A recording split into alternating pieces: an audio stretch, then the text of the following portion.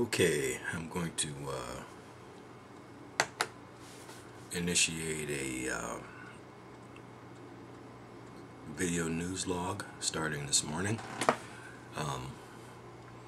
It is Wednesday, November 14th. I toyed with this idea about a year ago, but I really just didn't have the time or the mindset or the energy to get any kind of commentary or consistent news blog going, but I'm going to give it a try and see what kind of response it gets.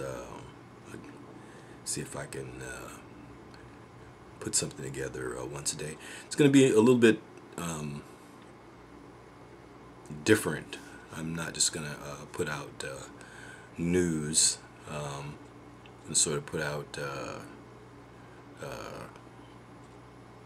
some stuff and some stuff which I'm up on, and some stuff that I'm not up on, and see whether the network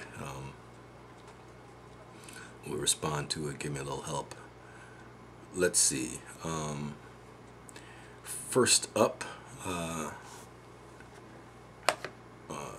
let's see what's important. First up, okay, in Arizona,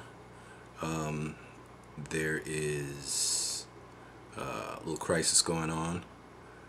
I think Arizona is still counting their votes. To be fair, they're not the only state that's still counting their votes, but they've got a little situation going on. That situation is because of the nature of that state. It's a red state. A lot of Hispanics. I lived in Arizona for a minute, so I'm familiar with what that place is like on the ground level. They're definitely a voter suppression state. Like to suppress their Hispanic vote. I'm not gonna beat around the bush about that. That's what they like to do, to keep themselves in power. So, situation is multiple forms of identification were required to vote in Arizona, but because of the some of the judicial verdicts that have been handed down, no doubt in that state as well, they couldn't make radical changes before the election, but they did put some changes in place a little bit more effectively than some of the other states. So first off, I don't think that a photo ID by itself will get you the right to vote, especially if you're Hispanic. So I believe, I'm not sure about this, so if anybody knows better, give me a tweet. But I think that multiple forms of identification were required. If you didn't have those multiple forms of identification, you were given a provisional ballot. So there are about 500,000 provisional ballots that were issued, snagging, no doubt, a lot of Hispanic voters and some white working poor, no doubt. And I think as of Monday or Tuesday, you had to come up with that additional identification, or your provisional ballot would be thrown in the trash. I'm talking about 500,000 votes. Okay, so my understanding is a student group is protesting. I don't think that means suing, is protesting. I believe that Arizona is one of those voting rights states where the Justice Department keeps an eye on you and gives you some specific guidelines they expect you to follow, I believe. I'm not sure about that either, so if somebody knows better, So they've already got a watchdog situation going on, but nonetheless, 500,000 votes. Now I don't know exactly as of this exact moment what the situation is, but my understanding is that Arizona does not want those votes to be counted, and some group is suing to stop those votes from being counted, and some group is protesting the situation. Now I heard about this on, I think it was the Tom Hartman show. Somebody called in, or it was a guest who was talking about it last week from a watchdog group. That Monday or Tuesday was the day that folks had to come up with their ID. So this is a big deal. 500,000 votes, big deal. They're still counting votes, so it's a big deal. Every Democratic rep that can be sent to U.S. Congress, to the House of Representatives, is a big deal.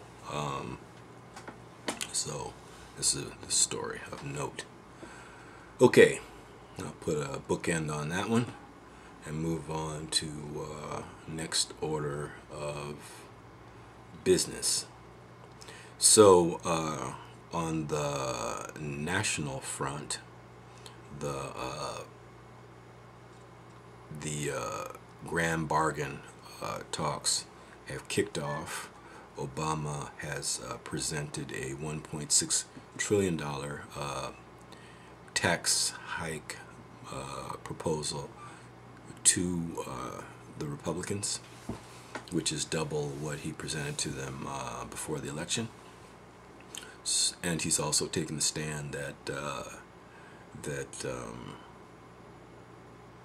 he's not going to raise taxes on the middle class, and he is not going to let the Bush tax cuts expire.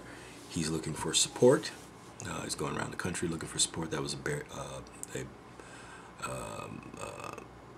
Senator Sanders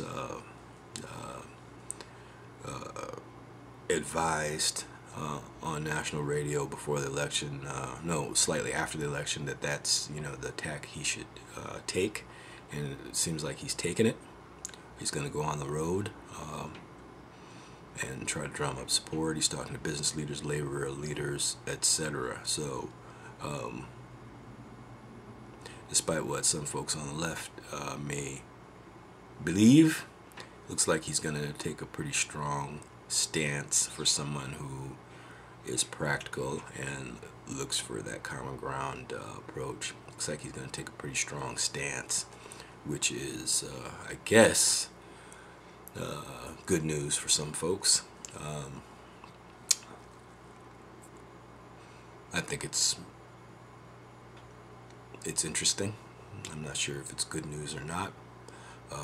Boner, believe under a lot of political pressure, people want his job. Namely, Eric Cantor wants his job, and Eric Cantor has been silent so far. I think on his side, given the amount of money that the GOP backers blew into the air, we're talking billions of dollars. There's most likely a lot of political pressure on that side. So I wouldn't be surprised if they're going to continue to fight like the devil against that 3% raise, and maybe closing some loopholes on capital gains tax. They don't want that. They've spent a lot of money to fight that, and they're fighting it. Okay, bookend that, move on to the next thing. Layoffs.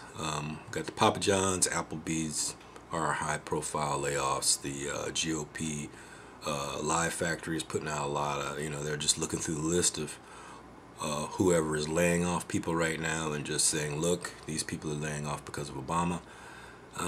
That's bullshit, of course. But Applebee's, somebody in their hierarchy made the statement that we're laying off because of Obamacare, and someone in the CEO of Papa John's made that statement as well. We're laying off because of Obamacare, not because of Obama, not because he won, but because of Obamacare. So